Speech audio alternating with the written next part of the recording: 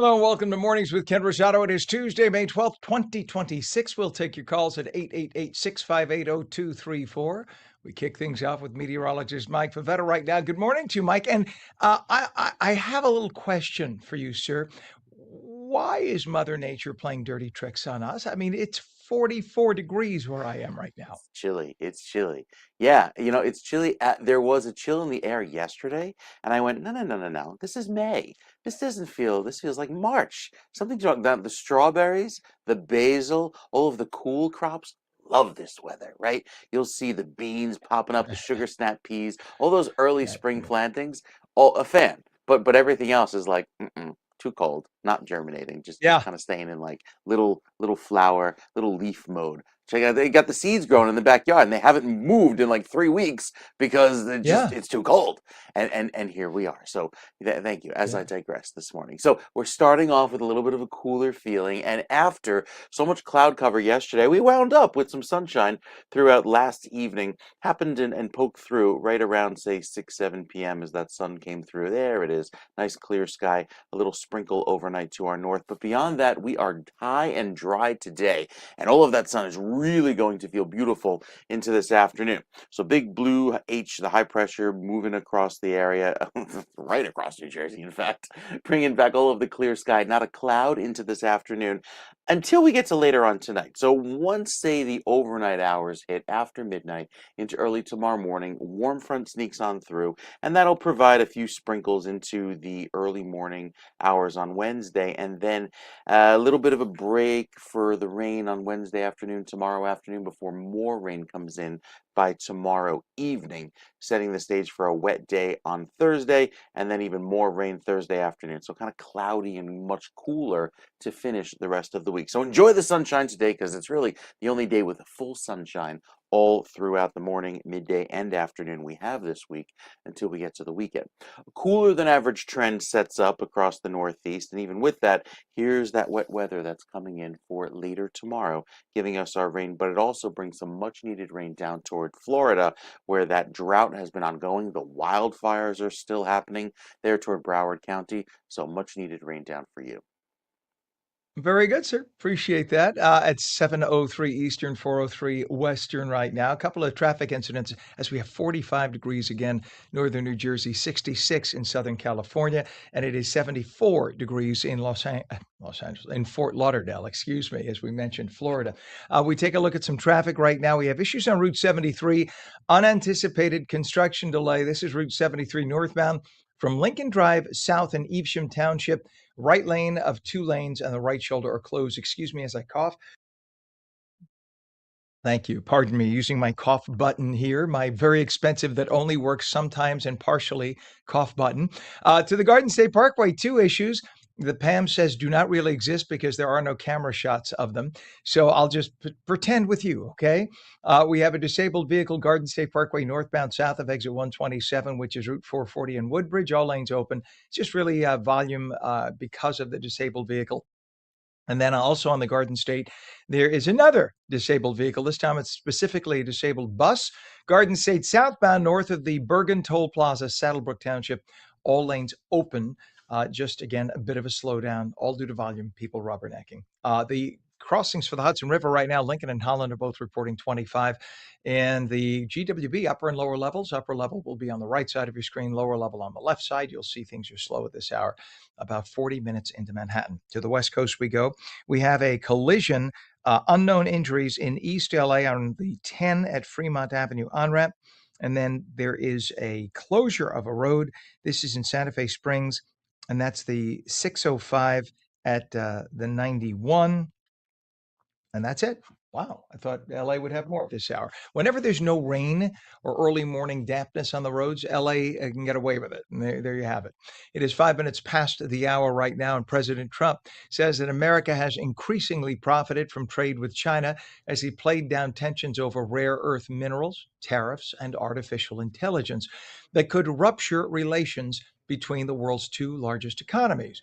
Trump leaves today for China for a Beijing summit with Chinese leader Xi Jinping. It's possible the two may meet as many as 4 times this year. The summit is meant to keep the economic relationship between the two mega nations stable. But there's always the possibility that policy announcements could be made. China may announce plans to buy American soybeans, beef, and Boeing airplanes, things we're all hoping for. And U.S. officials, in turn, also have talked about the creation of a so called board of trade to keep the sides talking on economic issues. And the U.S. says that Iran's latest peace proposal did not include provisions limiting the nation's nuclear program. That's the main purpose of the whole war effort in Iran. And they're saying, oh, it's like they're playing games. They're not serious. They have like 12 different factions trying to run that country right now. Each has something the other needs. So each tries to play their power. And the main thing is they all have collectively as an enemy President Trump and the United States, and they're trying to stretch this out as long as possible. So as a result, President Trump says, no, it is entirely unacceptable. It's a piece of garbage, their response, that is. And the Iranian Foreign Ministry demanded that the U.S. release Tehran's frozen assets and end the naval blockade. Yeah, hold your breath on that, Iran. In response, Trump said that he is increasingly leaning toward resuming military operations against Iran while calling the fragile ongoing ceasefire unbelievably weak. But I don't know about you, and I'm certainly not an expert on war. I think if you keep threatening and don't do anything, they're not going to believe you. So either we go in and take care of things, and I hate to say that because people, this is just personal opinion, people could get hurt. But we either do it. There's an old saying that many of you may know. It's called, let's just substitute a word, S or get off the pot. You know what that means? Pam, do you know what that means? Pam, our director? Yeah, S or get off the pot. And I think at this point, a lot of people are saying, and I know people on both sides of the aisle right now saying, you can only threaten and wag your finger so many times. Either S or get off the pot, or let's just pull our troops home and call it a day, one or the other. But to just keep saying, you better or else, we used to criticize, Republicans would criticize the Biden administration and the Obama administration for saying, we're drawing a line in the sand. We're drawing a line in the sand. And then when they crossed the line and nothing happened, well, then everybody on the right said, look at that. Look at Obama. He's doing nothing. Well, at this point, I think the Republicans need to wake up one way or the other. Support your president, but at the same time, S or get off the pot. It is 8 minutes after the hour, and the mayor of Arcadia admitted to acting as an illegal foreign agent of China. This is Arcadia, California, by the way. And this mayor has resigned her position in a shocking federal plea deal unsealed yesterday. Eileen Wang agreed that with prosecutors, that she had worked with the People's Republic of China. This is a communist Chinese spy right there. She admitted to this. This is not my allegation. Imagine this. And she was an elected California mayor. That is beyond disturbing. She said that she worked with the People's Republic of China to boost propaganda with a fake news website on U.S. soil between 2020 and 2022. She was elected in Arcadia to the city council November of 22, and the city, located in the San Gabriel Valley within LA's borders. The 58-year-old Wang worked with her then fiance Yaoning Mike Sun on a website that they called U.S. News Center. In fact, I think I had gotten like spam mail from U.S. News Center. And it claimed to be a news source for Chinese Americans, but in reality, it was nothing more than propaganda on behalf of the Communist Chinese government. And they admitted now that they were carrying out Beijing's orders through that site. But what's disturbing is, and this, by the way, I think is true of many cultures. Italian Americans see somebody Italian, they don't even look at the person's politics. I'm going to vote for Joey. He's a good guy. And I've asked people, what's good about Joey? He's a good guy. I see him down at the club. He's a good guy. All right, Joey is pro-communism. Did you know that? Same thing, I think, with every culture. And it may very well be the case here. Chinese Americans in Arcadia, California, you voted for a communist spy? Did no one ask questions? Did no one do a background check? Shifting gears, have you ever read the book of Revelation? I asked Pam. Pam, our director, she's into that, right? She's like, yeah, and okay. This is for those who sang the book of whom? It is unnerving. And by the way, having been a Catholic priest here, the book of Revelation, was the last book added in all of Bibledom, Old Testament or New. It was the very last book added, and there was a lot of debate. There was a lot of debate. There were a lot of church fathers who said, this is a little out there. The belief was that St. John the Beloved, St. John the Divine, wrote the book. Others say no, or that he had help. But St. John being the youngest apostle, St. John, John of the 12 apostles, was like 12 years old when he joined. A lot of people don't realize that. He was a little boy because his big brother was an apostle, James. So he wanted to be an apostle too. That literally is the case. So he lived the longest. He was the only one not killed of the 12 apostles. And he lived with the Virgin Mary until she died and went to heaven. Catholics believe she was assumed into heaven. And that John died, and they have his remains. But getting back to this, giving you a little theology lesson. In the book of Revelations, they talk about something that some believe may be coming true. Do you see that on your screen? Some believe that this is happening today as sort of living out the book of Revelation. The cradle of civilization, the Euphrates River there, is now turning into a dust bowl. The Euphrates, which gave rise to some of humanity's earliest civilizations, has been shrinking very rapidly. And that has raised concerns among some believers that a prophecy from the book of Revelation could be unfolding today. For generations, some Christians have interpreted Revelation chapter 16 as meaning that the drying river would pave the way for a massive Eastern army to march toward the Battle of Armageddon, the showdown that would precede the second coming of Christ. The Euphrates also appears in the Old Testament, by the way, Jeremiah chapter 50, a drought on her waters, they will dry up. Researchers blame much of that drying, though. It's not natural. They say it's because of aggressive groundwater pumping. Either way, it is what it is. And video shows some New York City gang battles that unleashed 182 bullets in the middle of Brooklyn streets. Terrifying. In one case, a man appears to fire shots minutes after a court-ordered meeting. Then he comes out, he fires shots. The awful caught-on-camera gun violence included several of 16 shootings involving what are believed to be 15 gang members who have since been arrested. And in what appears to be a peek inside President Trump's brain, Trump described a potential 2028 presidential dream team ticket of VP J.D. Vance and Secretary of State Marco Rubio, but he says he wasn't really endorsing this. This is just a thought. Trump made the announcement yesterday while speaking to members of the media in the White House Rose Garden. And how do you sleep? Do you use one pillow or do you use two pillows to prop up your head? What do you do, Pam? One pillow or two? You see, you're going to be fine. I use two, so I'm in trouble. So apparently it's not when you go to bed, but how your bed hits the pillow that can impact your health, from breathing and digestion to spine alignment. Now, many people prefer to sleep on two pillows. They say it's better if you have acid reflux, if you snore. Propping that head up, though, with the additional pillow, while providing temporary relief from those things, a 2026 study says that it may be bad for glaucoma if you have glaucoma. The British Journal of Ophthalmology says that two stacked pillows were linked to increased internal eye pressure in 65% of glaucoma patients. Watch. Let's pretend I have my head on a pillow. See how I prop my head up?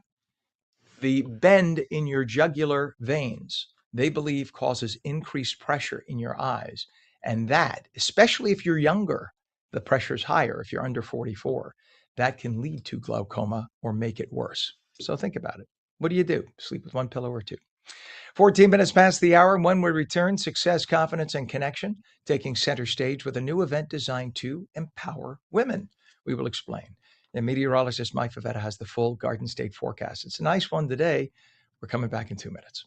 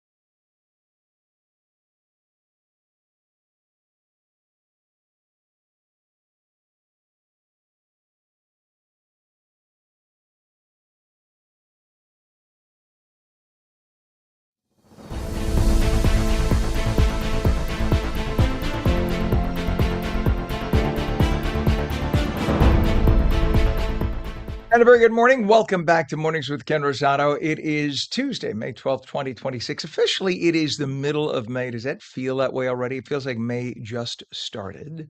But may I remind you that it has not just started. We are halfway through. Before you know it, it'll be August.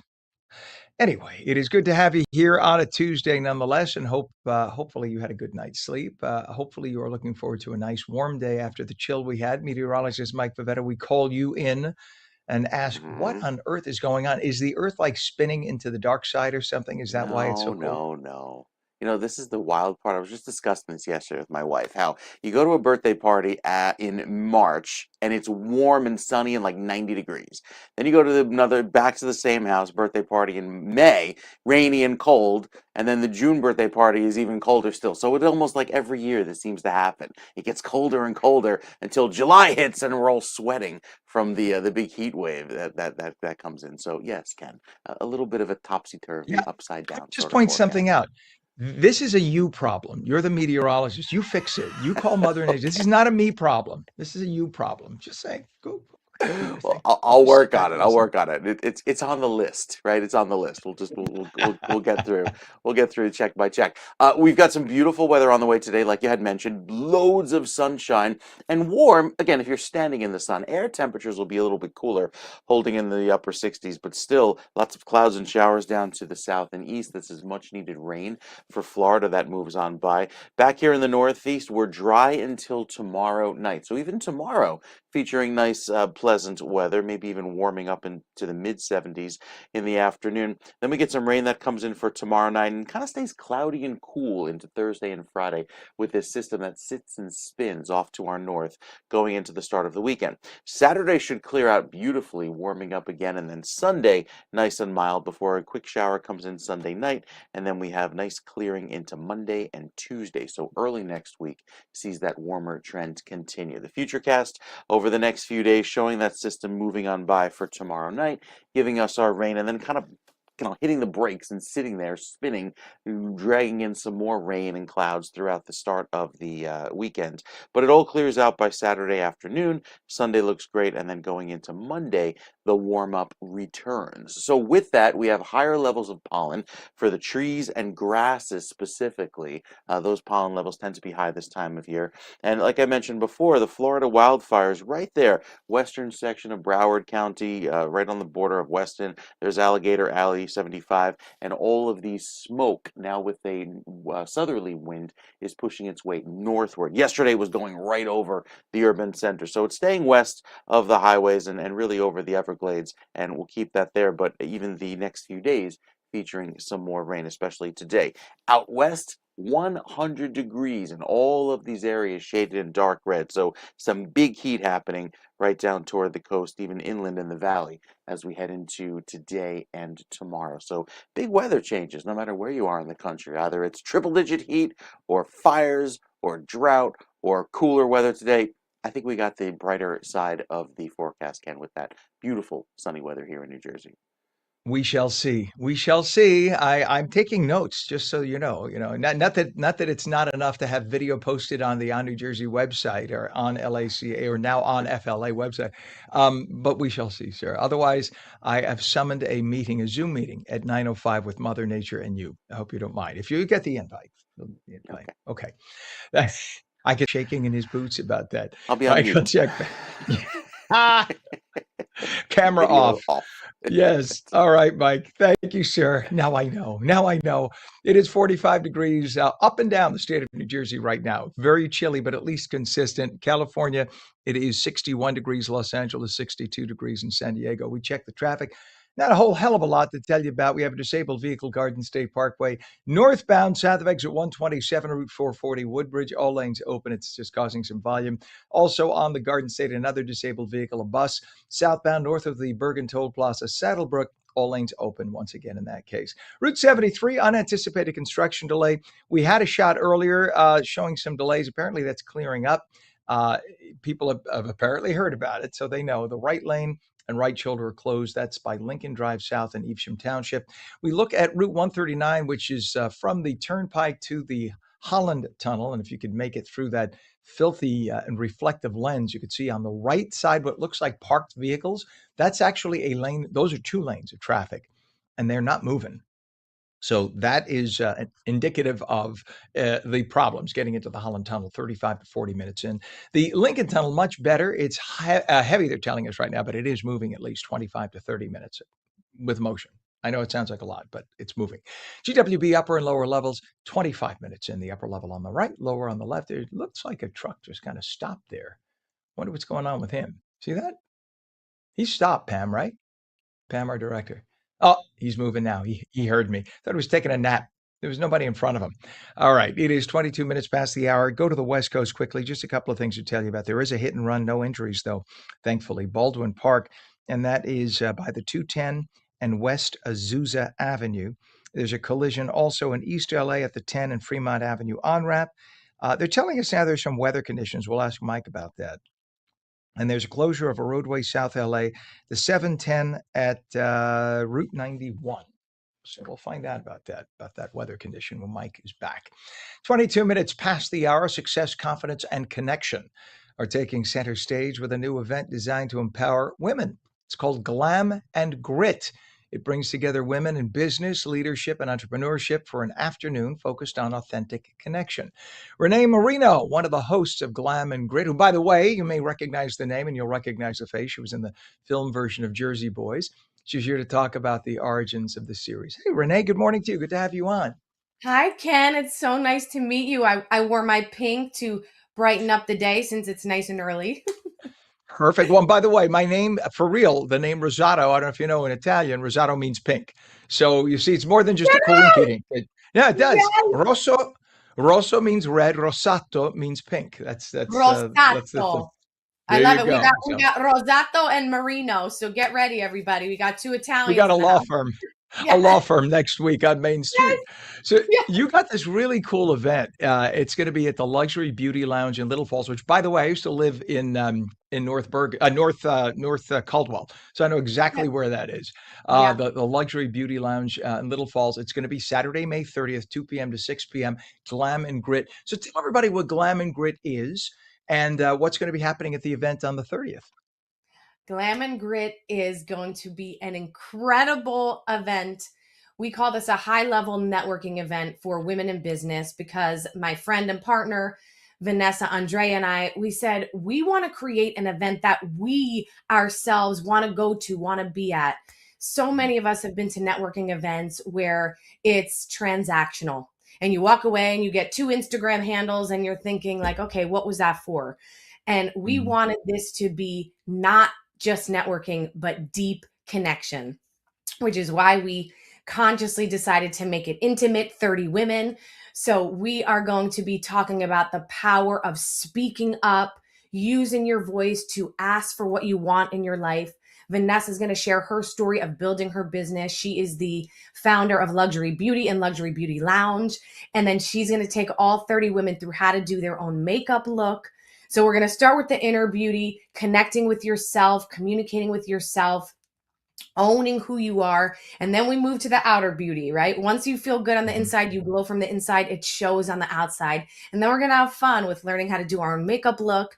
We have the whole event catered by the incredible Violantes out of Nutley, New Jersey. Yep. And we're going to have drinks, mocktails, cocktails. And Ken, we have some amazing sponsors for the event. So the women are going to walk away not just with my best-selling book, Becoming a Master Communicator, but also my Connect Method workbook that usually I just share when I go into companies and do trainings with companies. And then they get a swag bag full of products from a company called Oneka.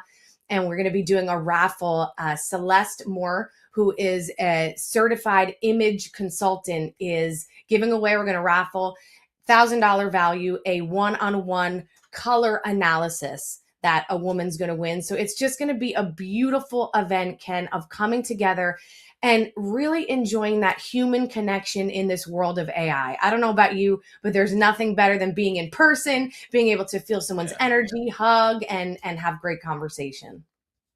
I agree with you 100%. When I was at Channel 7 all those years, I literally was one of the few anchors, maybe one of two out of the whole team, um, because I was not married with kids, so it made it easier. But I would go to 3 or 4 events a week, and I cannot tell you what a difference it made. When you press flesh, you shake hands, you exchange numbers, you look into somebody's eye, because anybody could just sit down, broadcast, somebody passes you on the dial, takes note, and moves on.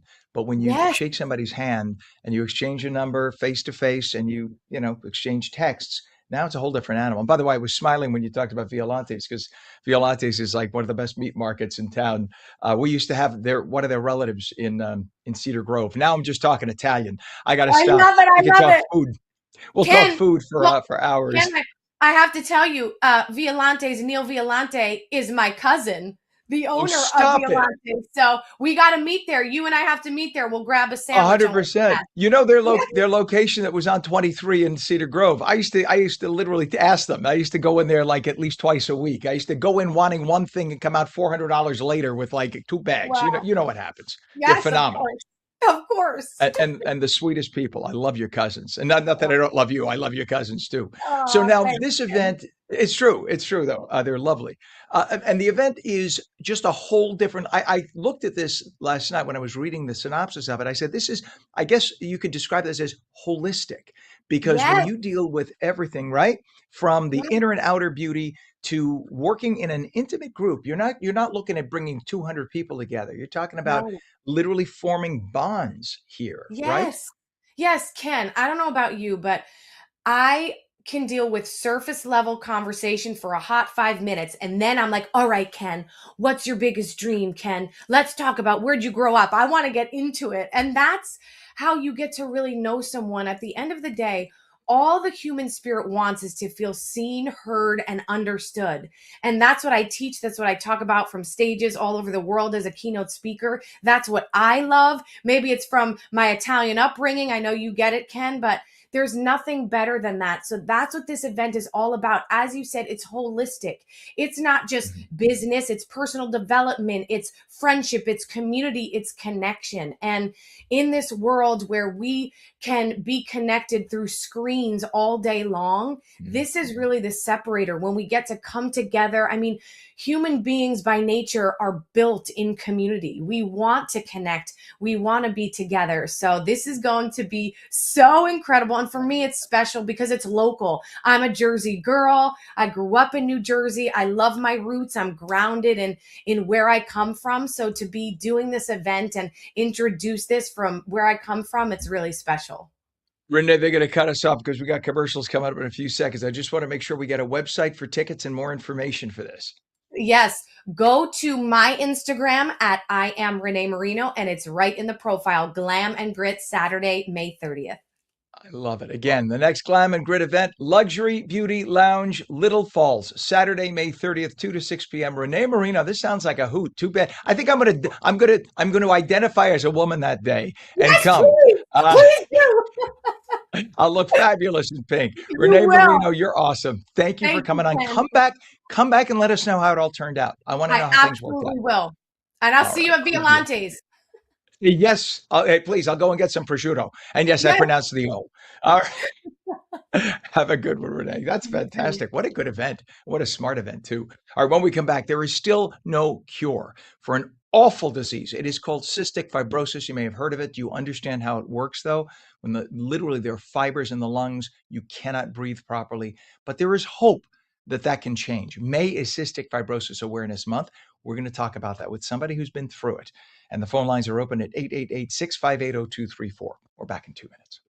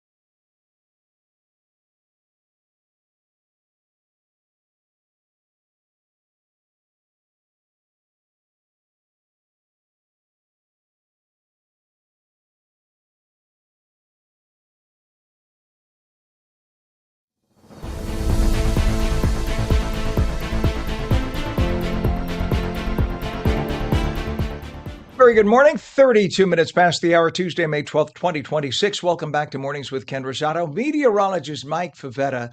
Boy, after having Renee Marino, Mike Favetta, Ken Rosato, I'm telling you, I'm going to order the prosciutto and capicola right now, and we'll have a little nosh. It does sound like a law firm partnership. It really does. When you say it fast, it's there. It's there. It has a nice ring to it.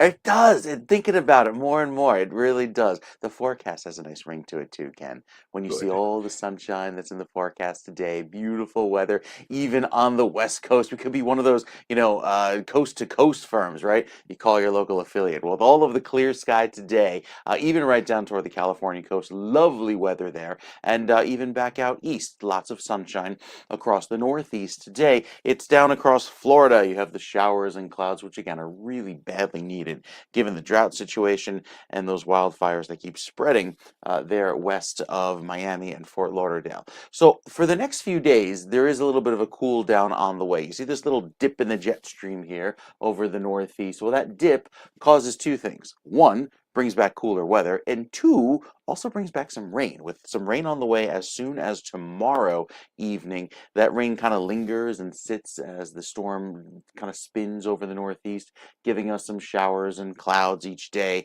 But the cooler trend will make it feel quite chilly, even as we head into the upcoming weekend. And then the rapid rise in temperatures on Saturday will be lovely. Out west, all of that marine layer with that cooler breeze off of the Pacific pushing in some of those low clouds and fog throughout each morning. But beyond that, dry otherwise, with a very persistent low staying offshore, and that just provides the clear sky that'll take over into each afternoon. And that's why there's not much in the way of rain right now, not even any cloud cover down along the coast. So a nice sunny start to the day, again, beyond that morning marine layer. Back east, we stay dry throughout the afternoon today. It is a lovely day, our driest day this week, because showers and clouds are in the forecast for tomorrow evening and again on Thursday, and maybe a sprinkle on Friday. We'll detail that coming up with your New Jersey forecast, Ken, in a few minutes. All right, Mike. Thank you very much. 45 degrees up and down the state of New Jersey, 59 degrees Los Angeles, 60 now in San Diego. Crashes to tell you about. Let's start with the Garden State Parkway. There's actually a disabled bus in this case. Garden State Parkway southbound north of the Bergen Toll Plaza, Saddlebrook Township. Look at the right side of your screen there, right, upper right. And that is causing just volume. This is it's moving the disabled bus off to the shoulder just around that bend, but you can see the delay it's causing as a result.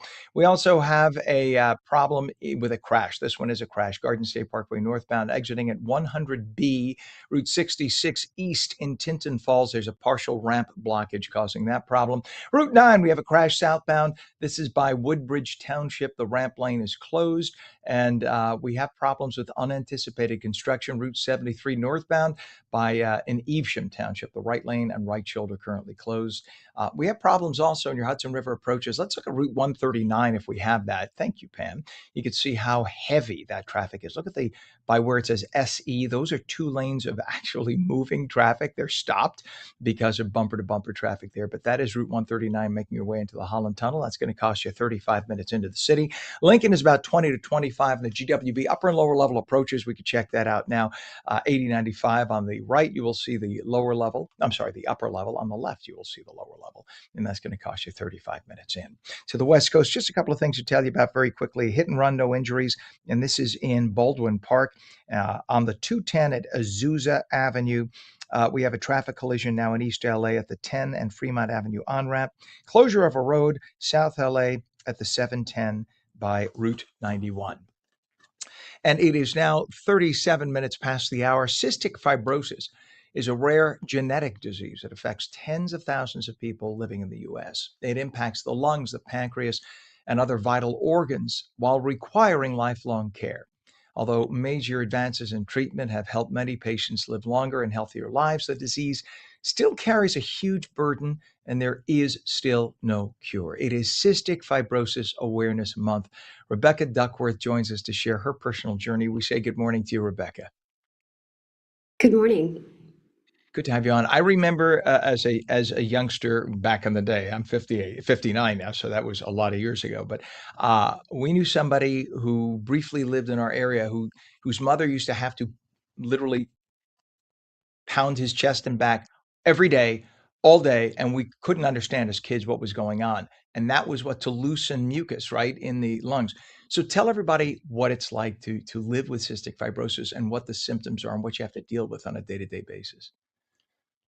Yeah, so CF is a rare genetic progressive disease. It's something that you're born with, and it causes thicker mucus in the body, which is why your friend's mom had to do the pounding on the back. That happened to me as well. I'm old enough that I'm sort of in that category. My mom and my dad used to pound on my back an hour and a half a day or so, and now there's more options for that. We don't have to do the percussive therapy any longer. There's a vest that kind of straps on that shakes for you. But nebulized inhaled medications, digestive enzymes because I can't digest food on my own. There's a lot that goes into care. I still do about 90 minutes a day of care just to keep the mucus in my lungs out of there. And like I said, I can't digest food on my own. And if you add it up over my lifetime so far, we're looking at, I think it's 2.5 years of cumulative treatment time that I spent just trying to stay healthy. Wow. Well, thank God because there has been that little bit of progress, the vest and things like that, what a difference that makes. And so that is an amazing amount of time that I'm sure, I'm guessing you're used to it by now as part of your daily routine. But for people, think about that, grasp how much effort it takes to just get through your day. And it's just so much. So your typical day would be what? You wake up and what's the first thing you have to do? Do you have to take supplemental enzymes in order to consume food? Yeah, the first thing I usually do is the treatment. So I, strap in my nebulizer, I get my vest on, and spend the first 45 minutes of my day doing that and getting that done out of the way. Even if that means the day starts very early, you got to get it done before you do anything else. And then, yes, I do go for breakfast or something, but I've got to take, I think it's 7 or 8 pills before I start that. And then each time I eat subsequently, there's pills involved as well because I don't do a lot of digesting on my own. Wow. And now we were just looking at some video of people waking up and having to cough and things like that. Do you find yourself waking and coughing nonstop through the night? Certainly, if you're sick, it's much worse if you're sick in terms of how much mucus is collected in the lungs. And CF is a disease that affects everybody a little bit differently. There's Mhm. lots of mutations, genetic mutations that fall under the CF umbrella that cause the stickier mucus, but everyone's organ systems are affected a bit differently. So I've always had it a bit worse in the digestive. So if it weren't for those enzymes, I wouldn't be here. So we're very Yeah. grateful for those.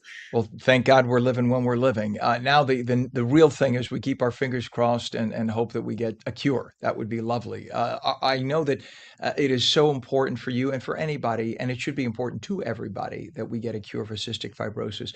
How is science going right now with that? Do we have anything with genetics and whatnot that may indicate we might be on the track? Certainly in my lifetime, we've seen immense progress.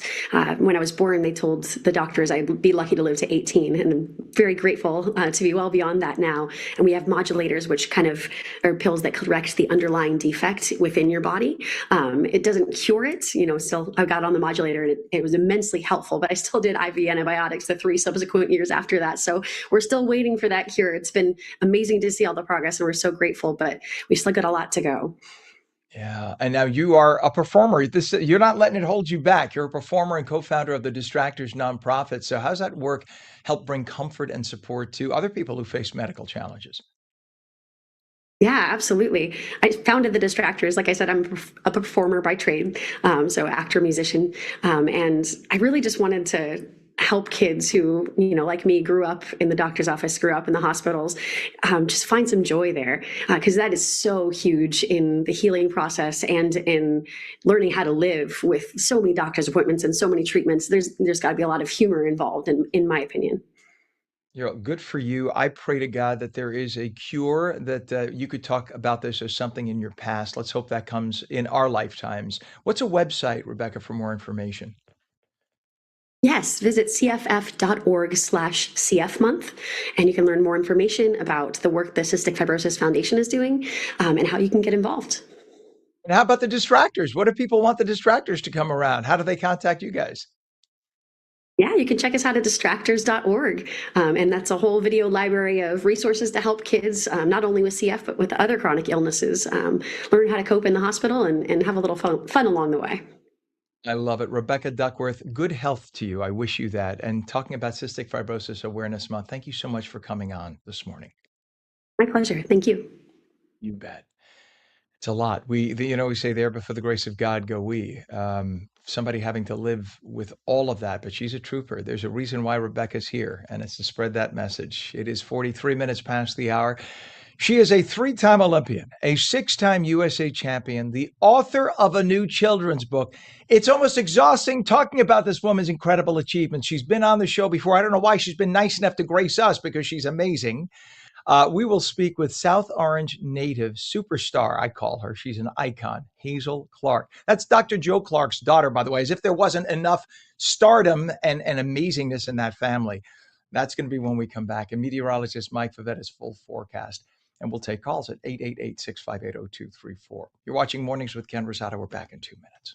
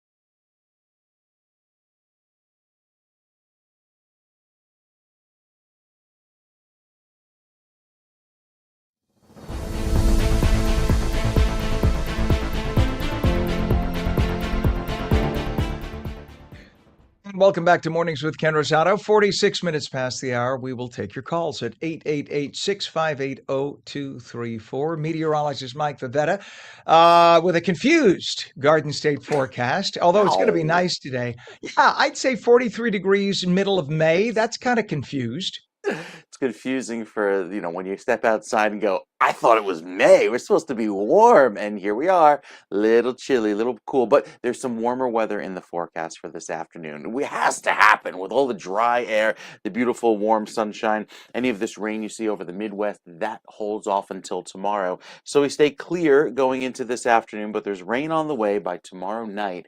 And kind of some of that rain lingers throughout the day on Thursday. So plan on a wet finish to the week. Kind of cloudy by the time we get to our Friday. And then Saturday clears out beautifully. A little sprinkle maybe Saturday night, but beyond that, Sunday is dry and Monday looks beautiful. Keep it dry as well for Tuesday. So even the long range forecast looks great. For the time being, plan on the clear sky today. Here's that rain that comes in later tomorrow night and lasts throughout our early Thursday. Most of that wet weather lingers into Thursday afternoon. So again, it's a wet period going into the next few days, but Saturday clears out beautifully, and the big warm up that's on the way that takes our highs well above average includes portions of the southeast. So right through the end of May, plan on that big warm up and even drier than average conditions too for most of the East Coast. Some heavier rains forecast through the Midwest, but the drought continues for most of New Jersey. Severe drought down south. Overall, though, I think we'll wind up being a little bit wetter than average by the end of this weekend. All right. Thank you very much, Mike. Appreciate it. Just a quick check of traffic as we have 45 degrees up and down the state of New Jersey right now in Los Angeles, 59 degrees in San Diego. We have 60 and in Southeast. So we have our three channels on New Jersey, on LA, and on Florida. We have 78 degrees now already. Humid. Fort Lauderdale. That's what we got. We look at the traffic situation. It's building quickly now. We have a what they're calling operational activity and debris on the Garden State Parkway Express Lane southbound by exit 105, Tinton Falls. State Police there slowing down traffic to take care of the debris. We don't know what that debris is, though, but they're working on it. We have another issue on the Garden State crash northbound, exiting at exit 100B, which is Route 66 east in Tinton Falls, partial ramp blockage there. We have a problem on 280 right now with a disabled vehicle reported, and that is westbound east of exit 8, West Orange Township, left lane of 4 lanes closed. And Route 9, we have a crash now southbound by Smith Street, Woodbridge Township, with the ramp lane closed there. We go over to the Hudson River crossings. The Lincoln is pretty good, actually, in like 25 minutes in. The Holland Tunnel, Route 139 entrance, making your way in from the turnpike, rather. Take a look at the traffic you have with that dirty lens. I'm going to climb the pole and clean that lens myself someday. You say there's a lunatic up on the pole cleaning the lens, but it'll get done. Nonetheless, you see that jam in traffic in those middle lanes, all making your way into the Holland Tunnel. GWB upper and lower levels, the 80-95 approach. You'll see the upper level moving slightly better than the lower level right now, but either way, it's going to come. I guess it was moving. The upper level's on the right. It was moving a little better. I cursed it. Now they're both heavy, but it's about 40 minutes into Manhattan at this hour, 7:49. The West Coast, just quickly to mention, we have a closure of a roadway right now, South LA, the 710 at Route 91, and there's a hit and run reported East LA at Whittier Boulevard at South Hillview Avenue. 49 minutes past the hour, and Hazel Clark has spent her life proving the power of perseverance both on and off the track can bring you success. The South Orange native became a 3-time Olympian and 6-time USA champion while overcoming performance anxiety that followed her from her teenage years into adulthood. Now she has written a children's book, Hazel Takes the First Step. And she's here to tell us all about that and more. 2026 New Jersey Hall of Fame nominee, Hazel Clark. I'm voting for you. Welcome to Mornings. Hello again. How are you? Good morning, Ken. How are you? I'm great. I look at your success and the success of your whole family, your sister, your dad. You just come from, and it's success because of hard work. But you define meritocracy, working hard to succeed. What was it like in your house growing up with a fellow sister who was an Olympian too? I mean, people in their whole lives never meet an Olympian, and you got two in your house. Didn't you have other relatives too? Listen, first of all, let's start with the baseball bat. My dad was carrying around a baseball bat and a bullhorn, so that's the first problem. And Morgan Freeman's following him around trying to learn how to be like him for the movie. And then you've got my sister, who's a 4-time Olympian. You have my sister-in-law, who's an Olympic gold medalist. A lot of people Right. overlook my brother. He was a top athlete and is now the director of track and field at Stanford University. So when I looked around at my dinner table, I was like, wow, there's nowhere to go from here but down. I felt very overwhelmed by the legacy and everything that everyone was accomplishing around me, for sure. I feel like such a fat, lazy slacker just talking to you. My gosh. But I love this. I love the motivation. And it's just evidence that if you commit yourself, you prove yourself, you get that motivation, you can succeed. So talk about the motivation behind writing Hazel Takes the First Step. I love this. Well, I'll tell you, I really struggled, and I've been very open about my struggle with performance anxiety. I think for me, it was overlooked because I was number one in the nation. I was, top high school athlete, top collegiate athlete. I was winning, so they thought that I was okay. But the truth was, I would sit in a dark room and I would rock and I would sweat. And I didn't really find joy in running the way I wish that I could have. So I read some article a while back that said when you share your story authentically, especially with young people, it really helps them. And I realized as a three-time Olympian, as I started to tell young people or people in general, I was really struggling with fear and, reluctant to run. And my journey, talked about my journey, it really inspired people to open up about their struggles as well. And so the book is all about me being a young girl, insecure and trying to find my place and step outside of the shadows of my family, and how close I was to not even running track. I was figure skating and trying every other sport under the sun. And my father, I'll never forget, I had a figure skating accident and I woke up in the hospital and my father leaned over and said, "I've had enough. You're going to run track and field." And I'm grateful that he did that because he gave me a hard push into my future with that. So, Wow. That's yes. amazing. Like literally every sentence out of your mouth has my mouth. If people could see the off camera, I'm like, my mouth is hard. Your story is just amazing. And Thank you. despite those challenges, you went on to become a three-time Olympian.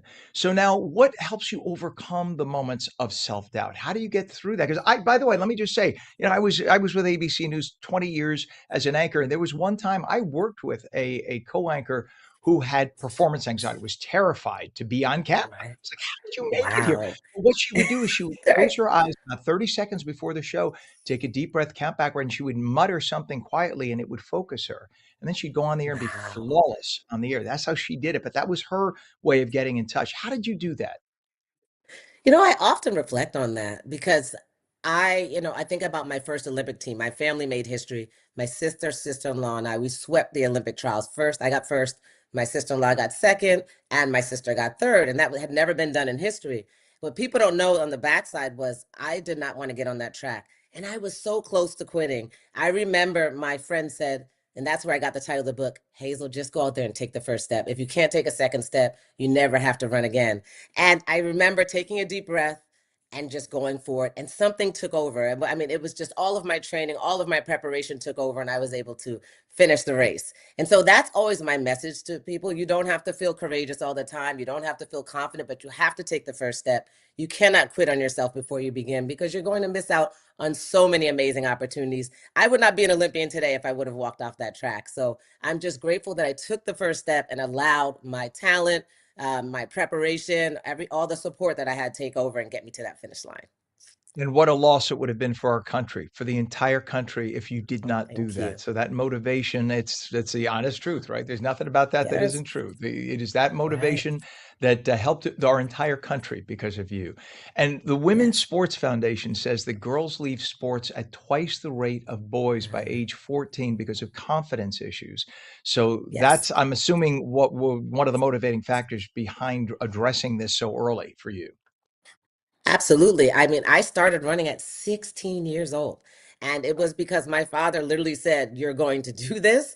And I'm grateful for that. But I think about how close I was to not even having this career and trying because I was afraid of failure. And I hear that a lot from especially, as you said, young ladies, but young athletes in general, just this fear of what if I'm not good enough?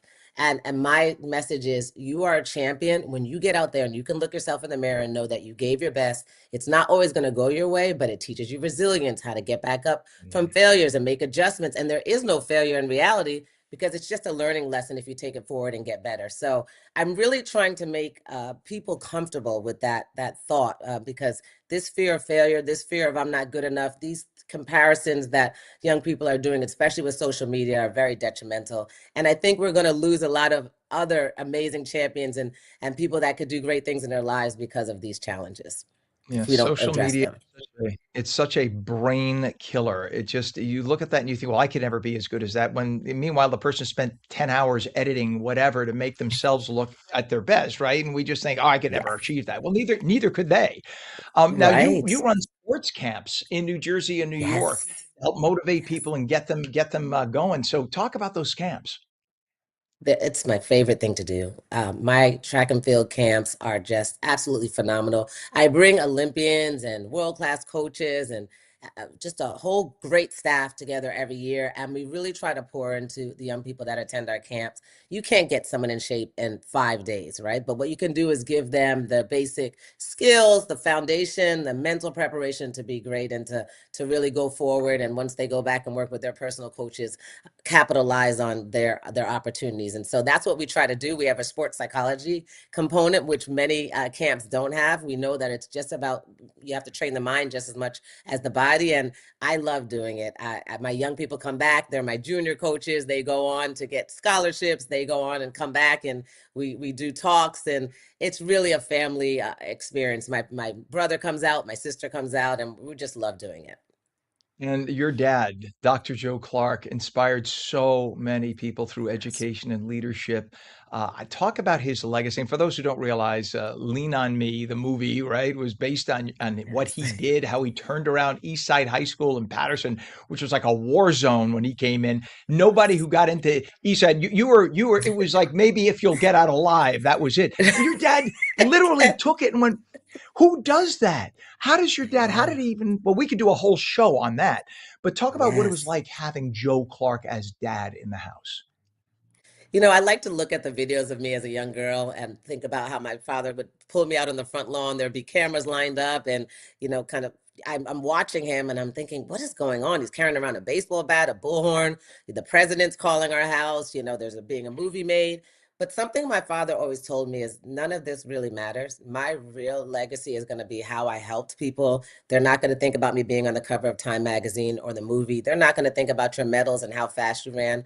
You have to be able to give back to the community. He taught us to serve our communities in all that we do. And that's why the Clark Legacy Family Fund and all the things that my sister's doing with her foundation and what I'm doing with young people through my camps, that's so important. When my father passed away, people weren't calling to say, oh, the movie was great. They were calling to say, your dad gave my mother money so that she could buy my books my first year of college. He coached me in Little League. And those stories helped me realize that's what cemented his legacy. And I think we all have a chance to be great, to be champions, to have long-lasting legacies by just helping one person. And so I think that is what makes me most proud about my father. If your dad isn't a saint right now, then none of us have a chance. Period. That's that. Talk about we're out of time. Actually, I just want to make sure everybody gets the Clark Family Legacy Fund website so people could read more about it. Do you have that website for us? I will send people to hazelclark.org. That's a place where you can purchase the book. You can find out about my family. We give talks, speaking engagements. I go out and talk to young people about mental health and healthy ways to look at performance. So it's just a great stopping point to find out everything about what we're doing. So hazelclark.org is That's the the way to do it. Hazel Clark, hazelclark.org. And the name of the book, Hazel Takes the First Step. It's available wherever you buy books. 3-time Olympian, 6-time USA champion, 2026 New Jersey Hall of Fame nominee. So vote. And New Jersey icon. Hazel Clark, God bless you and your family. And thank you for being an icon and so inspiring. And thank you for coming on this morning. God bless you too. And have a great day, New Jersey. You bet. All right. Hazel, she's amazing. What a story. 59 minutes past the hour right now for those watching on LACA on the West Coast. Stay tuned for your local news. If you're watching on New Jersey, we'll be back live with New Jersey news, opinion, weather, and traffic. Thanks for watching Mornings with Ken Rosato.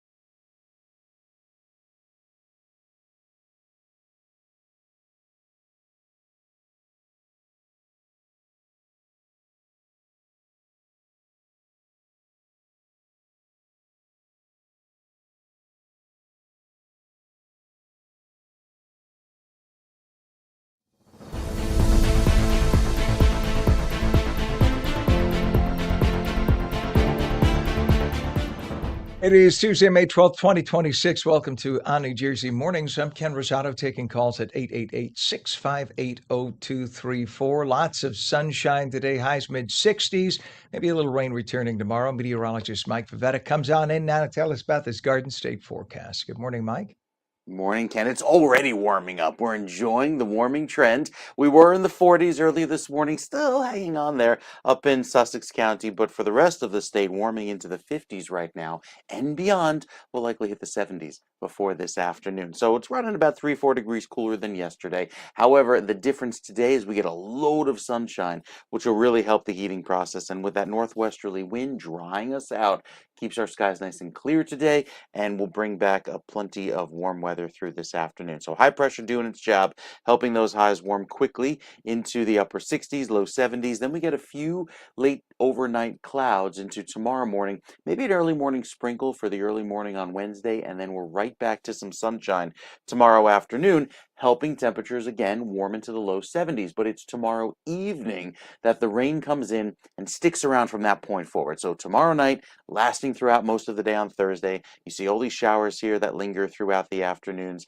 and keep us gray and cloudy through much of the day on Friday. That will also keep temperatures in the 50s only before we see some clearing on Saturday, and that clearing warms us again into a warmer finish to the weekend. So the next few days featuring some clouds and showers, especially tomorrow evening, and then all day Thursday with some mostly cloudy skies by Friday. We'll tell you all about the big warm-up this weekend coming up with your next weather update in just a few.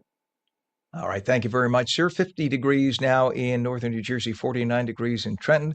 And in terms of traffic, we have a few things to tell you about. We have operational activity and a debris spill on the Garden State Express Lane southbound and 105 exit. That's Tinton Falls. State Police there trying to clear that up for us. Also on the Garden State, there's a crash northbound exiting at 100B, Route 66 in Tinton Falls. Okay, now we know where the debris spill came from. Must have been involved in that accident. They have it as two separate incidents for whatever reason. It must be near each other. We have a crash on Route 9 southbound by Smith Street, Woodbridge Township. A ramp lane is closed there. And the approaches to the Hudson River, the Lincoln Tunnel right now is actually not so bad, 25 minutes in. The Holland Tunnel is going to cost you about 35 minutes. Check out the Route 139 approach. It is jamming. Those lanes are just not moving at all.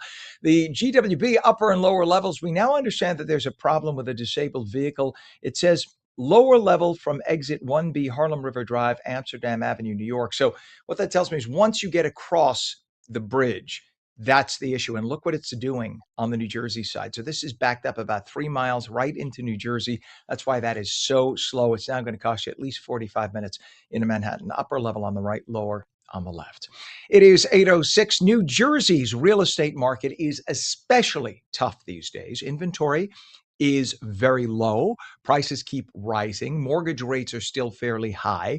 Steph Mann is the principal agent and owner of Dwell New Jersey in Summit. She has been on the show before. She's here to talk about the issues and the challenges and how to overcome them. We say good morning to you, Steph. Morning, Ken. How are you? Great, thank you. And we should just let everybody know we're going to talk about this in this segment. We have a big event coming up tomorrow night, and that is in Peapack, New Jersey, which many people have never heard of. I was just telling our director, Pam, I'll be in Peapack. She says, what's a Peapack? We'll talk about that in a second. But I am going to be the MC for your event, the host for your event. So I just want to put that out there so that there's no issue of Ken never told us. So I'm putting it out on the table.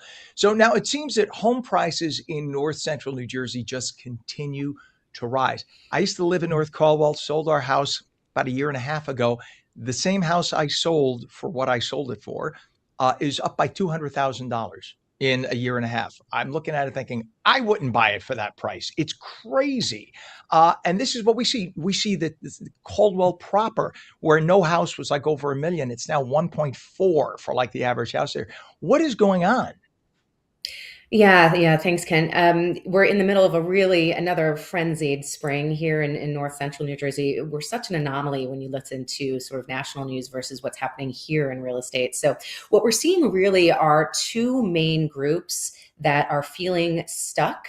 The only thing really on the market these days are estates, sadly, or relocations, new construction, or,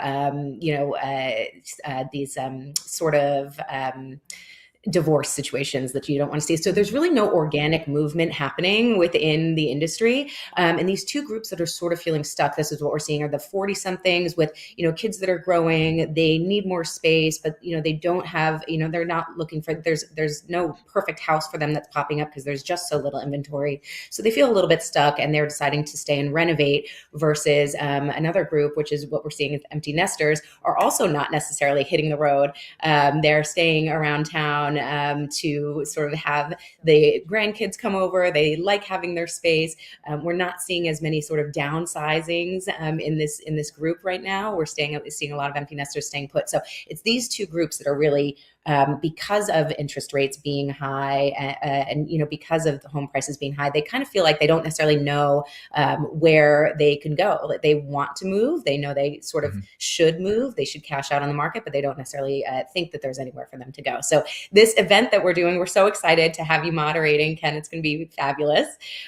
So this event hosted by Dwell New Jersey is sort of our way to hopefully provide a little bit of a solution to this stuck market.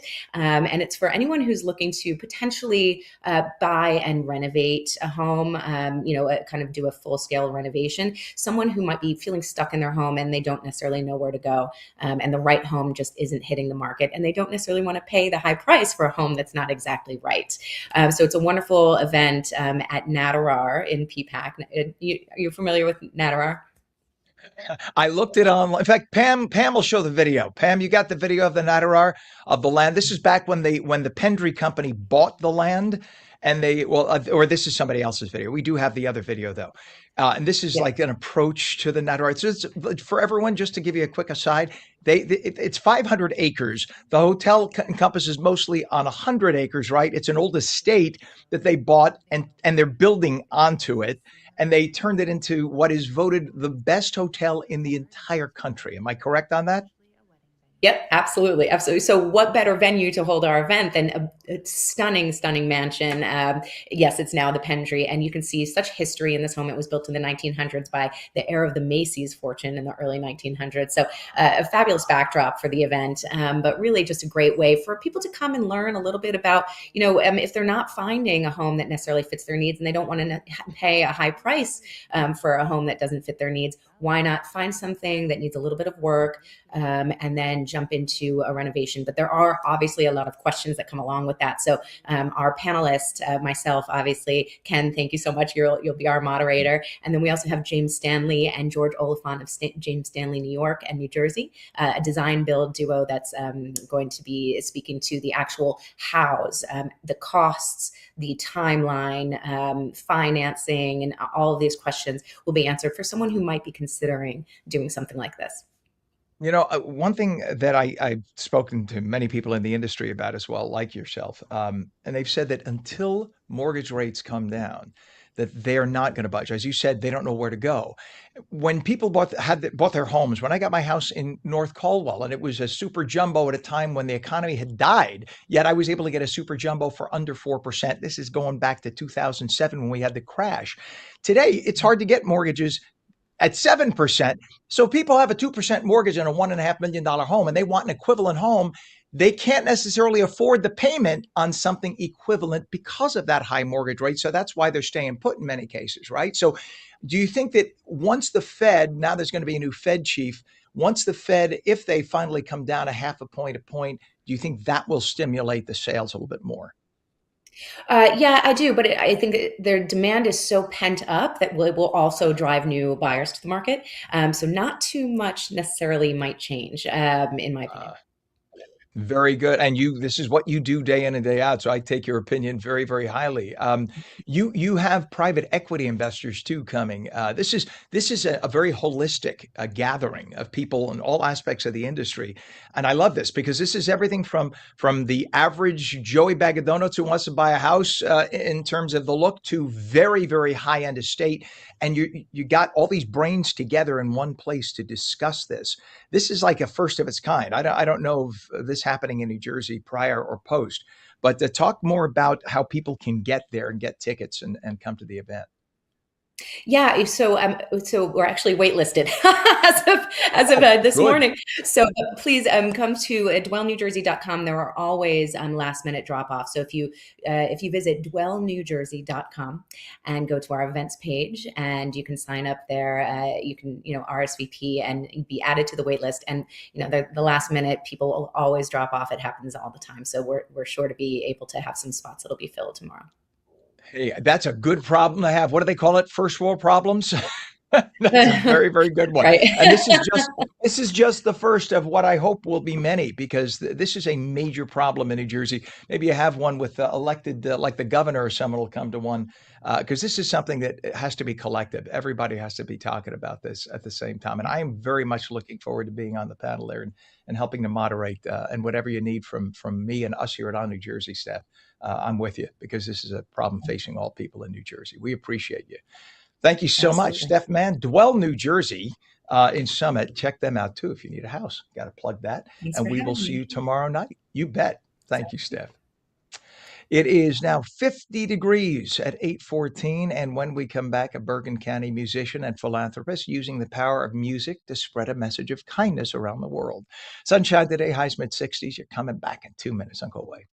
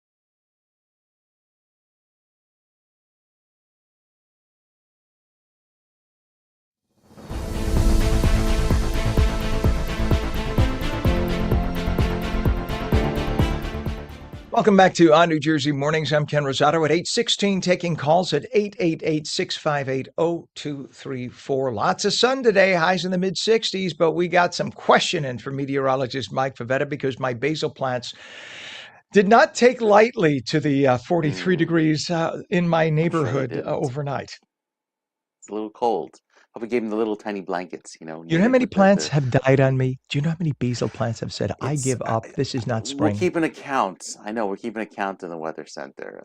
It's something that we're taking very seriously, because we got to keep the basil plants ready for the pizza on Father's Day weekend, right? Getting the uni all prepared. Been collecting little branches and sticks to get the wood-fired oven ready in about 6 weeks. So yes, with the clear and unlimited visibility today, it's great weather to maybe have lunch lunch al fresco with plenty of sunshine forecast through this afternoon. The clear sky this morning leading to a big warm up, and a quick warm up at that, into the upper 60s, likely even hit the low 70s in some parts away from the shoreline today.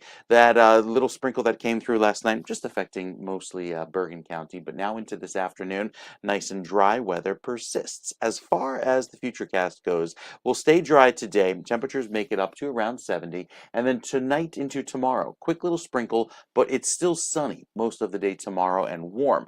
Tomorrow night is when the substantial rain comes in, and that'll give us a quick downpour into Thursday morning. Likely see that wet weather last throughout the day Thursday and Friday, also looking pretty gray and cooler with that damp feel around. But Saturday is warm. We start off chilly, but warms up quickly into the low 70s with that sunshine and stays dry into Sunday. So we've got a great weekend ahead. Lots of sunshine both days, clear sky. And then Monday might have a few passing clouds, but it's just warm. And from that point forward, the warmer weather keeps on going right into the middle of next week. So for this weekend, highs, making it up into the 80s. It'll look beautiful with that very warm weather on the way, and temperatures above average for a change. So it'll finally feel like May. If we could just bottle this up and hold it into Memorial Day weekend, that would be amazing, but we're working on that. I'm trying to see the forecast into Memorial Day weekend, and some of the weather models actually go out that far in time as of this morning.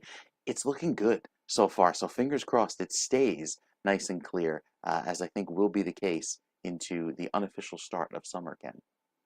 Let's hope. All right, Mike. Thank you very much. My basil plants are counting on it, so we'll see what happens. I've given up on trying to plant tomato seeds this year. I'm not. Okay. I am not going to nurse the tomato seeds and that takes more work than nursing the basil, which if they die, you could start the seeds again, but it's a lot. All right, Mike. Thank you, sir. 8:19 right now, 51 degrees, northern New Jersey, 49 in Trenton. It's 47 degrees in Cape May and 50 degrees now in Vineland. And in terms of traffic, we have a couple of things to talk about right now. Garden State Parkway, they're calling it operational activity with a debris spill. And this is the express lanes southbound near 105. Exit 105 in Tinton Falls. State police are on the scene taking care of that right now. But some congestion to talk about. Let's go over to Route 21. Delays northbound from north of I-78 to Cottage Street in Newark. All lanes open, but if you can you can kind of make out the traffic on the left side. See where my name is, Ken? That's some of the traffic they're getting off in Newark as you get off. Coming up from the airport, that's where that is right now. I know how many times have we taken that route. 206, we have delays right now. Roxbury by Flanders Netcong Road. Actually, it's Mount Olive Township. All lanes are open, but very heavy. Let's look at the 139 approach to the Holland Tunnel right now if we can. That's bumper to bumper right now, making your way off of 78 to the Holland Tunnel. You can see the traffic is going to cost you about 30 to 35 minutes in. Much better at the Lincoln, only 20 to 25. And the GWB upper and lower level was just stopped about 15 minutes ago. Do we have any improvement 15 minutes later? Let's see. A little bit. It's heavy, but moving. We're told it's 35 minutes in right now. 8:20 is our time, and Bergen County musician and philanthropist is using the power of music to spread the message of kindness around the world. Ken Rosato is the founder of the band Random Acts of Kindness. He wrote and executive produced the song I Wish, a heartfelt anthem encouraging compassion, empathy, and human connection. We're only on this earth for a short time, folks. The song recently gained international attention after being recorded by the African Children's Choir, with the accompanying video generating millions of views online and reaching listeners all around the globe. We say good morning to you, Ken. Good morning. It's good to have you on. And by the way, of 1,500 interviews we've done on this show, and that is a serious number, 1,500 in the last year and a quarter. You're the first Ken I've had on as a guy named Ken. So it's nice that we got some class on the screen. Two Kens. Absolutely. That's it. Our parents knew what they were doing. All right. So you spent years in the corporate world before stepping away to focus on music and philanthropy. What inspired that transition? Because a lot of people wouldn't walk away from the corporate world.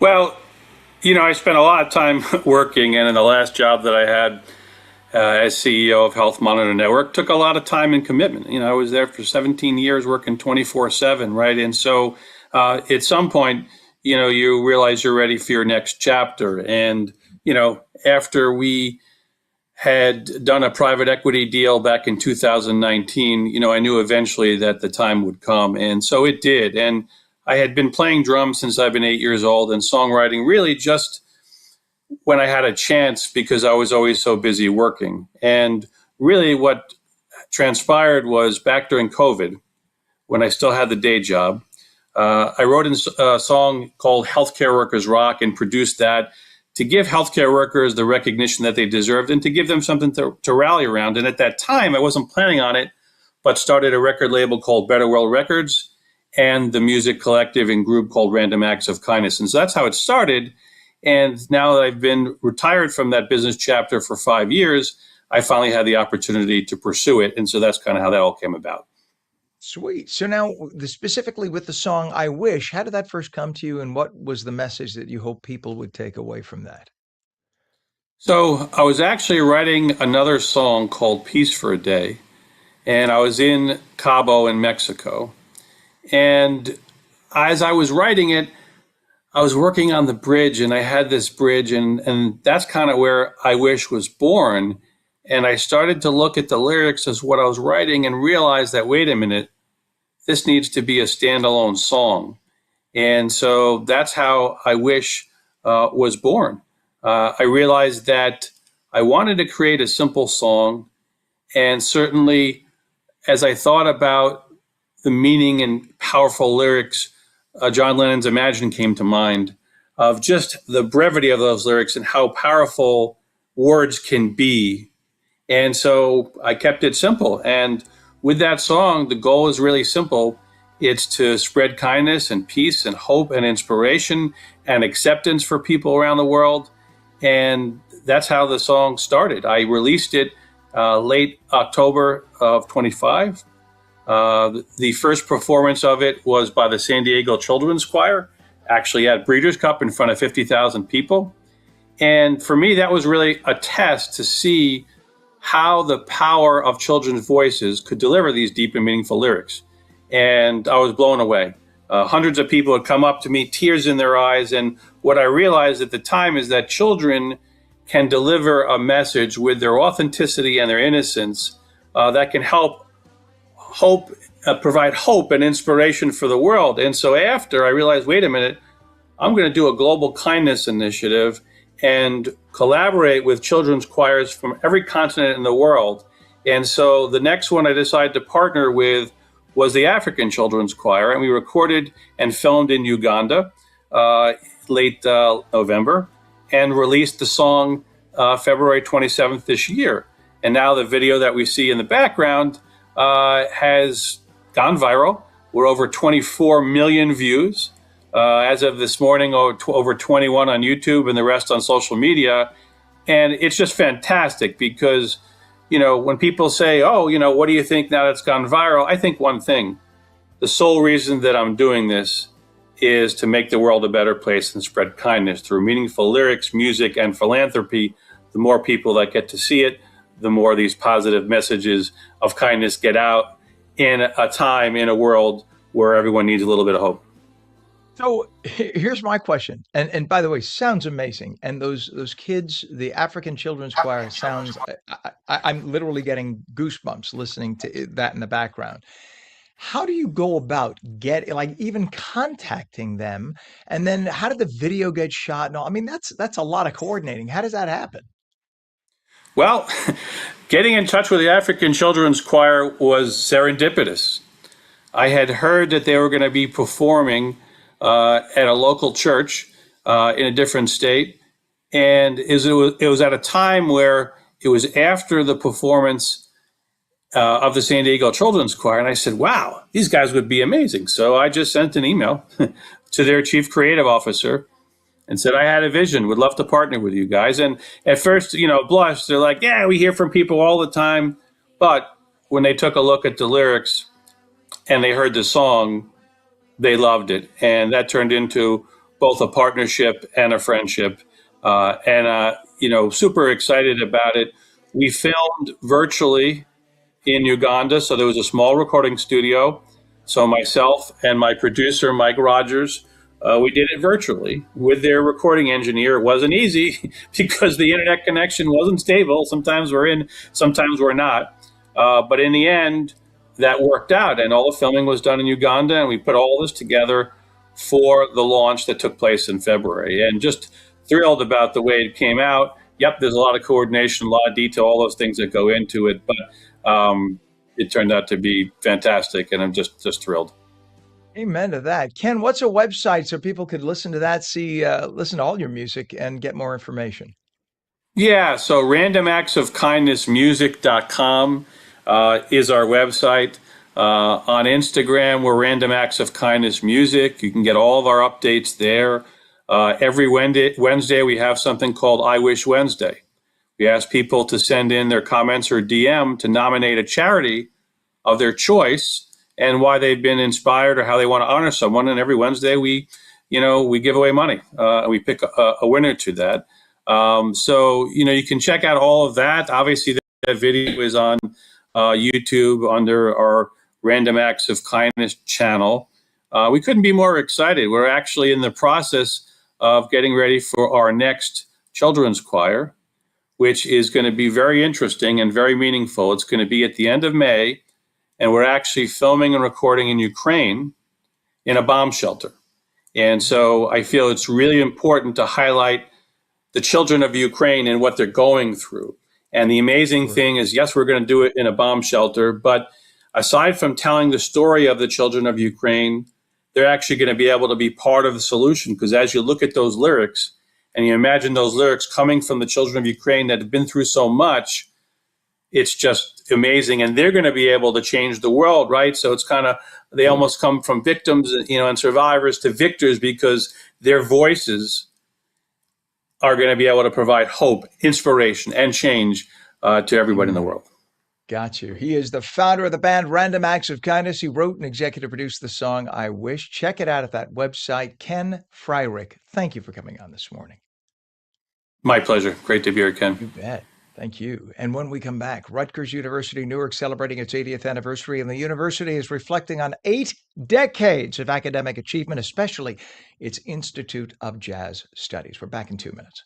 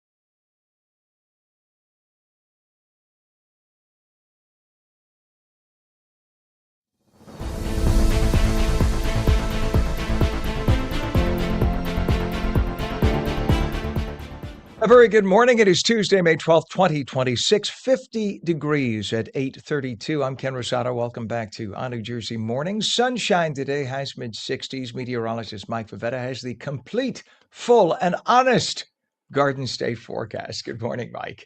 Good morning. Brutally honest. That's the key. The brutal honesty.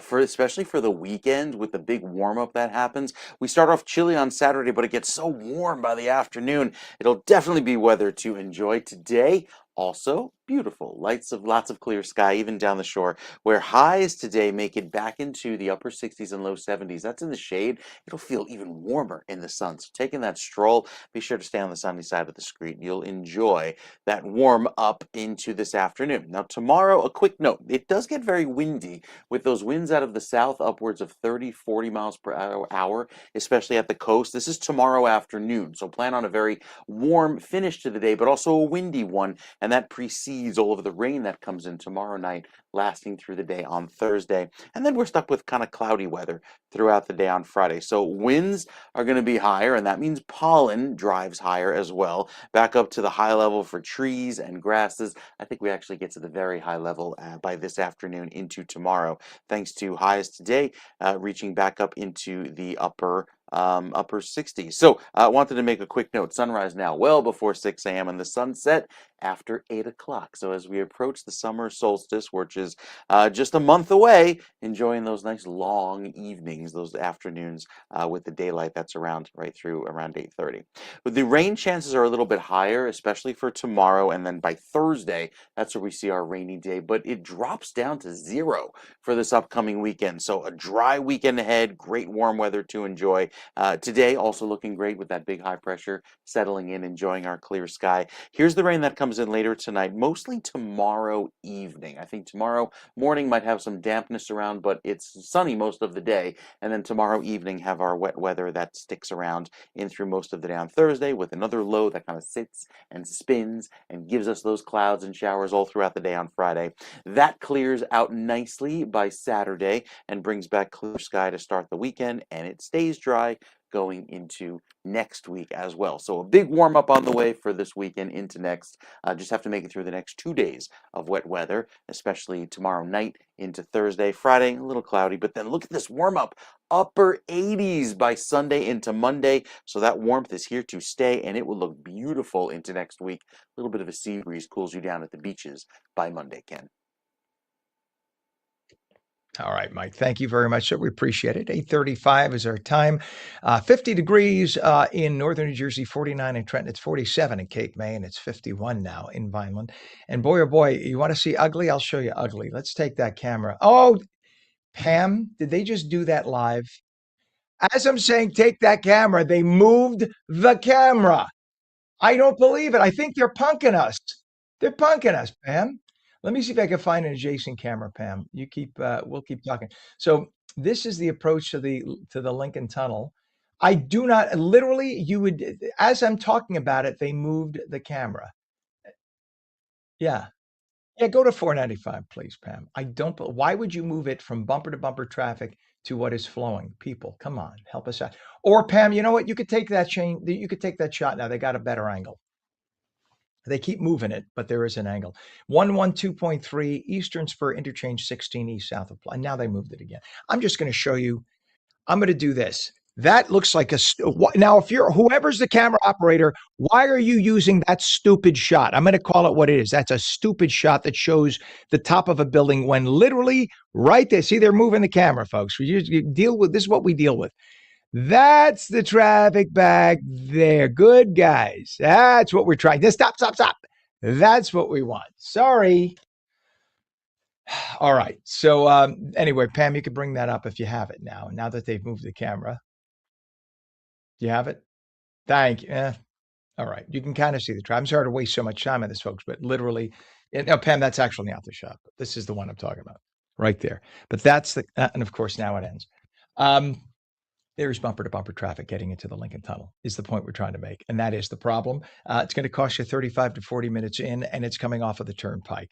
Holland Tunnel, not much better, 35 minutes in as well. GWB upper and lower levels, an absolute mess, and it's been this way all morning long. Upper levels on the right, lower levels on the left. This is the 8095 approach. It's going to cost you a solid 40 minutes into Manhattan. Thank you very much, Pam. I give up with the cameras.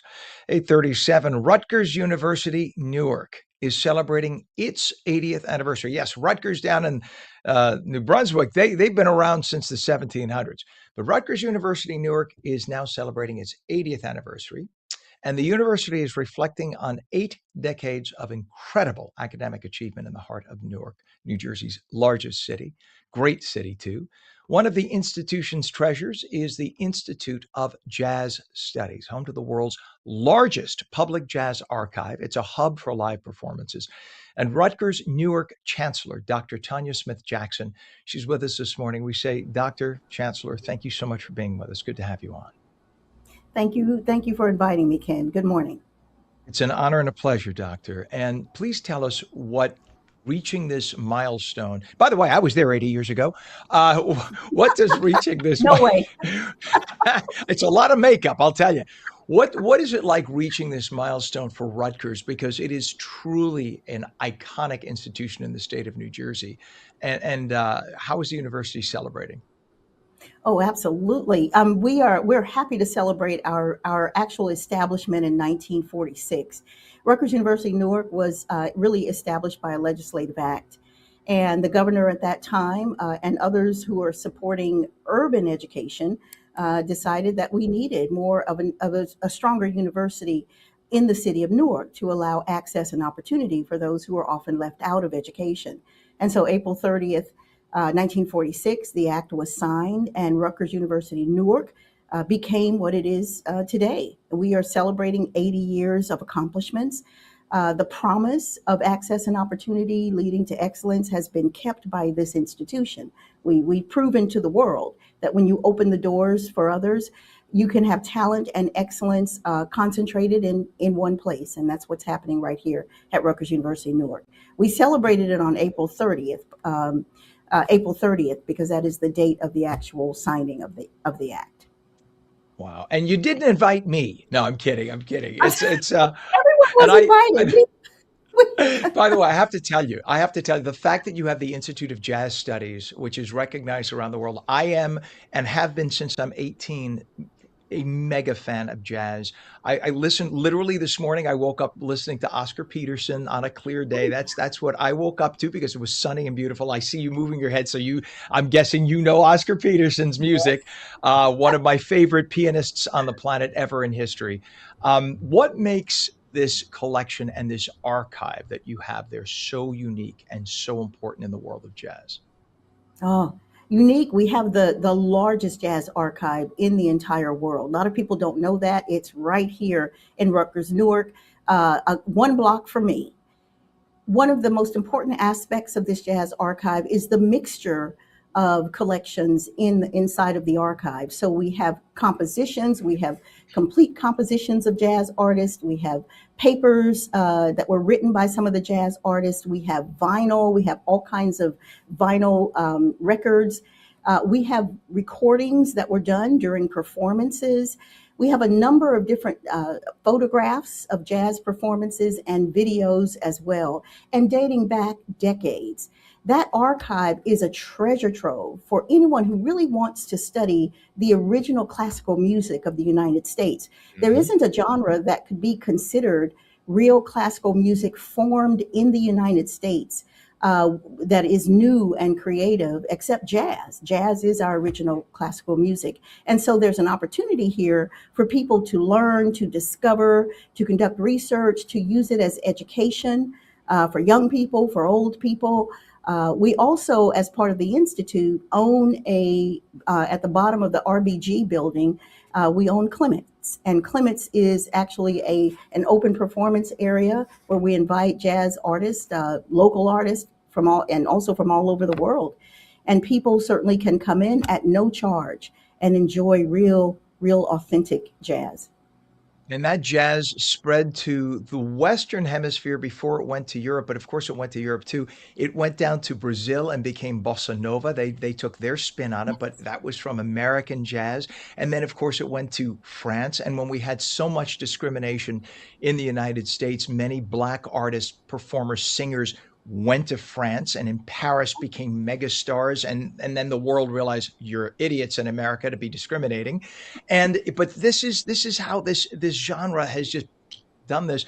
I was only 18 working as a baby DJ at a radio station in Mount Kisco, New York, when I played jazz for the first time and was hooked instantly. And it was like just it tugged at my heart. And I still get goosebumps when I hear jazz in the background everywhere I go. And I'm sure a lot of people are that way too, because that's why there are millions upon millions of lovers around the world. So now, what is in the works and in the plans to continue celebrating over the next year at Rutgers with its wonderful Institute of Jazz? Oh, yes, we have a number of events that are planned. You'll hear about them in our save the dates and in our press announcements, but we will have several celebrations where we recognize different aspects and part of the history of the university to provide the public with a better understanding of the history of Rutgers University Newark.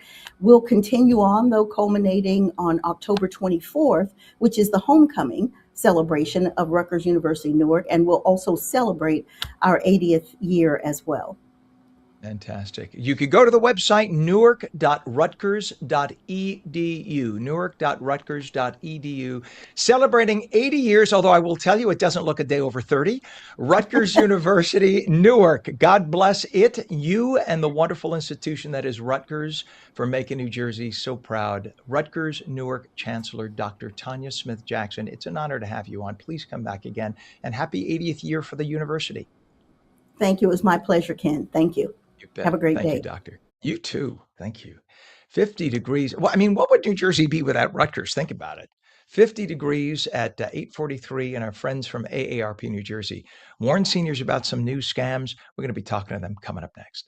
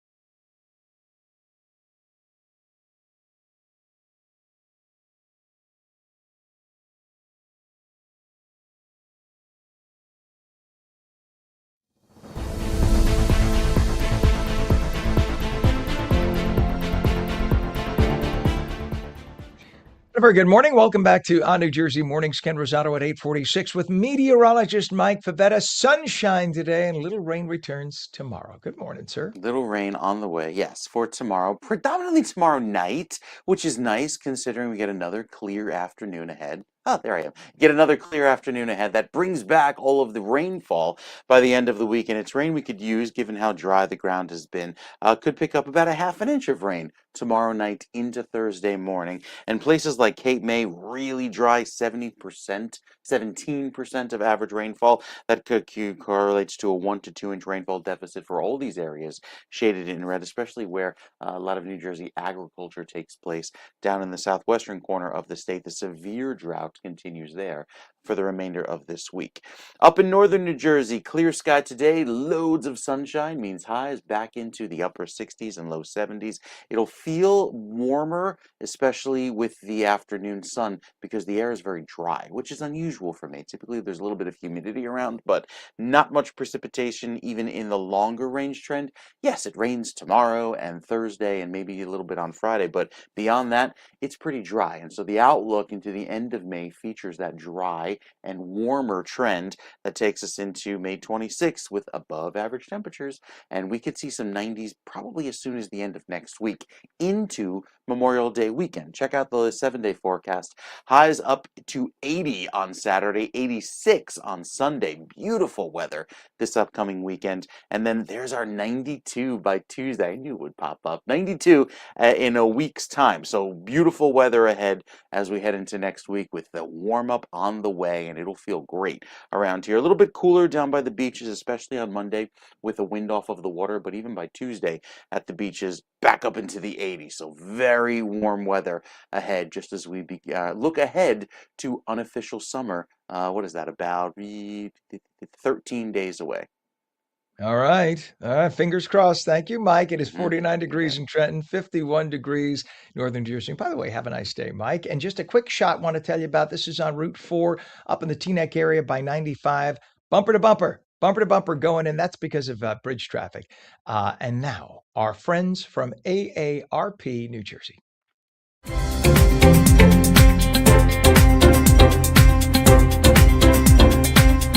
As New Jersey works to protect some of its most vulnerable residents, oversight and accountability in long-term care facilities remain a critical priority. The Office of the State Comptroller plays a key role in investigating fraud, ensuring transparency, and safeguarding taxpayer dollars, especially when it comes to Medicaid-funded services. Medicaid money is such a big chunk of the state budget.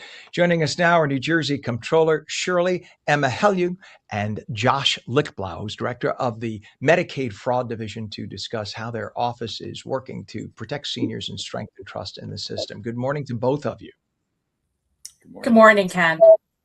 And I said Emahelu, it's Emahelu, right?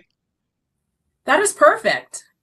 All right. And I practiced it too. I'm sorry I made a mistake going in initially. Shirley, please tell us the role of the comptroller in New Jersey, because I think a lot of people hear it and they say they've heard it pronounced controller, comptroller. Tell us what a controller does. And it's all about the bucks, right? That's absolutely right. And it is comptroller with a P. Our role at a high level is to protect New Jersey taxpayer dollars. We ensure that taxpayer dollars are spent as they're supposed to be. That is efficiently, transparently, and in the best interests of the public. We do that through our investigations, our contract reviews, our audits, and we identify any red flags that may be occurring to make sure that any unusual spending inconsistencies are addressed. And we do this really to promote transparency, to promote accountability, and to build trust in our governmental systems. So when your office comes knocking, that's when we should be shaking in our boots. So we don't want to be. But if you're just honest and you take care of your books the right way, you don't have to worry about it, right? That's absolutely correct. Certainly we are an oversight agency and we, take our work very seriously, but we are often collaborating with our governmental entities that we are auditing or investigating, really to help them reach compliance. We are not just here to be a boogeyman of sorts. We really are endeavoring to help to make sure our governmental entities are working as they're supposed to be, and to make sure that the Medicaid program that is administered by the state is being operating thoroughly, effectively, efficiently, and that providers are not abusing the Medicaid program and obtaining reimbursements that they are not entitled to. So we certainly take our role very seriously. But again, our endeavor is to make sure that we are moving toward compliance, and we are often doing that in a collaborative but very serious fashion. And of course, Shirley gave us the perfect segue there because we have our Medicaid person right here. So thank you for that, Shirley. Josh, what is the mission of the Medicaid Fraud Division? And Medicaid, I think a lot of people don't realize what percentage of the state budget goes to Medicaid. Isn't it close to half? It's like 40 something percent. It's the second largest expenditure in our state budget behind education. The state overall, in total, with federal and state dollars, spends over 26 billion with a B dollars on the Medicaid program, which covers about 1.8 million residents of the state. Almost half the children in New Jersey are on Medicaid. It is a very large program, and our role is essentially the watchdog of the program. As Shirley was saying, we guard the fisc of the program, so we make sure that the money is spent effectively and appropriately as it's supposed to be spent. We audit, investigate providers, Medicaid providers, among many other things, and we work to improve the oversight of the Medicaid program, which is essentially a joint venture between the state and managed care organizations, insurance companies, which provide the networks for the Medicaid beneficiaries. Yeah, I mean, when you talk about billions and billions of dollars, the opportunity for somebody to cheat the system is so there, and that's why it is so essential to have you, Shirley, and you, Josh, there to make sure, and your agencies, your respective agencies, to make sure that people stay on the straight and narrow, because the temptation is there, I'm sure, for many people. Although we have 99%, thankfully, of our medical providers who are as honest as the day is long, and then you get those few. Don't just double bill this, double bill that, they'll never notice. And they do that to the tune of millions of dollars. So surely transparency you talked about is so essential, specifically now in nursing homes and long-term care facilities. That's really important, isn't it? Absolutely. And that's been one of our focus areas in the past couple years. It's a very important area. My father himself, before he passed away, spent time in a nursing home, and really, the public is trusting these facilities to take care of their loved ones, sometimes at end of stage of life or through a medical crisis. And so we are working hard every day to make sure that nursing homes are providing care that is sufficient to meet the needs of the residents, that they are not cutting corners through understaffing, through inappropriate billings to basically profiteer off the Medicaid program at the expense of nursing home residents. Now, obviously there are bad apples. There are also good apples, many so, in the nursing home industry. But we really want to make sure that those facilities that are not meeting the needs of their residents, while at the same time profiting from the Medicaid program, that we are going after them, that we are seeking recoupments of Medicaid payments, that we are seeking penalties where appropriate. And Josh can tell you more about our successes, but I believe to date we've recouped over $100 million for the Medicaid program. And that goes back not just to the federal government, but also to the state. So we are also preserving important state dollars. That's amazing. And we're down to our last minute, but I definitely have to bring Josh in on that. Some of the warning signs that people need to look out for when it comes to potential fraud, Josh. Well, in a nursing home setting, I think the easiest or the most apparent warning sign would be low staffing. high turnover in staffing. If you or a loved one is in a nursing home and you see that care is not being given in a timely way, that's a warning sign of a major problem. There's a long-term care ombudsman who's essentially an advocate for residents who's available to help in those situations. Our office is available as well. But I think that the easiest warning sign, the quickest one to see, is a low staffing. So if you're visiting someone in a nursing home and you see that staff is overwhelmed, there's not nearly enough people to address the needs of the residents, that's a big problem. And that is a big deal. And having an 88 and 95-year-old parents right now who have been in nursing homes recently for rehab, I've witnessed it firsthand, and I know exactly what you're talking about. Two different nursing homes, totally different. One had lots of staff, one had none. And I heard all the rumors about the one that had none. So I appreciate you both. New Jersey is very lucky to have you both keeping an eye on things. We appreciate you. We'd love to have you back. Again, the website for AARP is aarp.org/New Jersey/NJ. New Jersey Comptroller, and that's Comptroller, Shirley Emahelu, and Director of Medicaid Fraud Division, Josh Lichtblau. Thank you both for coming on this morning, and thank you both for what you do. We appreciate you. Thank you. Thank you, Ken. You bet. And that is on New Jersey Mornings for your Tuesday, May 12th, 2026. Have a great day.